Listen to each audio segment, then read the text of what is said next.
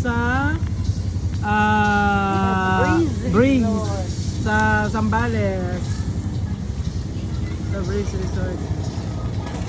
Ngayon ang aming bila ando doon, kaya pala nung nag-video call hindi makapunta. Ang layo pala. Hindi makapunta. Yung receptionist dito. Ayan. Status. Masyadong malawak ha, no? Masyadong malayo ha. Pero yung huling inano nito, dyan lang, tas malapit lang, no? Oo. Kasi siya front talaga siya. Yan na talaga yung inaano nila, container naman. May kwarto-kwarto pa. Ito kasi, mga detour lang dito siguro. Hindi, meron din yung overnight dyan. Sabagay, oo. Kita mo may kwarto pa o may sala. Tapos may ganyan-ganyan katapat. Gusto ko nga bilhin yung lupa ni Sis Raquel, tapos itong ilalagay ko. Sabi niya, Sislin, baka itapon yung kubo mo doon. Kasi yung mga katabi mo. Gigibain yung kubo. Ayan ganyan lang diba? Hindi na siya kubo, pero na siya Sal na siya. Kubo pa rin, yero nga lang. Ano yung mga maliliit nila. Yan ang mga nila.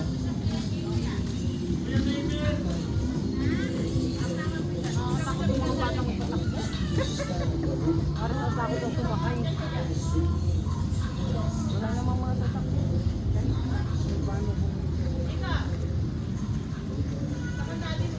Nilolo.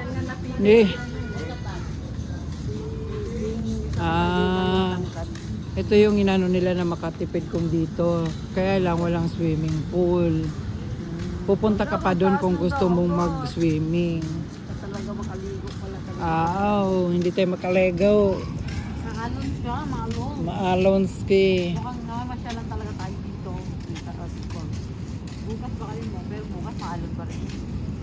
Pero baka hindi masyado. Kasi maaga pa May kuha tayo ng buko.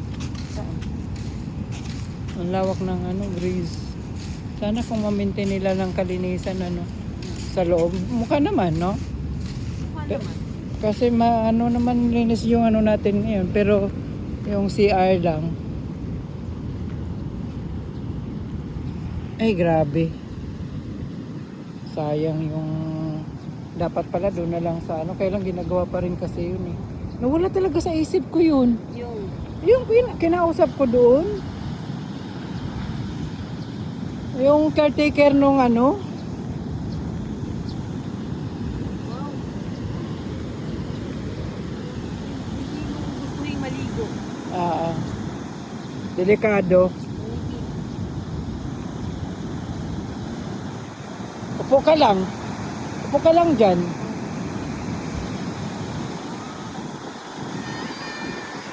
Ito yung sinabi nila.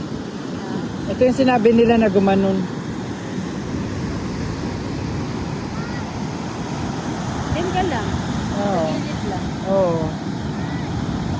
Yung tipong papasukin lang ng buhangin. Oo.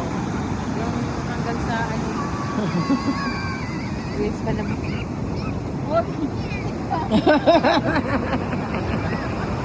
Dali lang. Wow! Artista yan, dalawang camera, Wait lang, boy.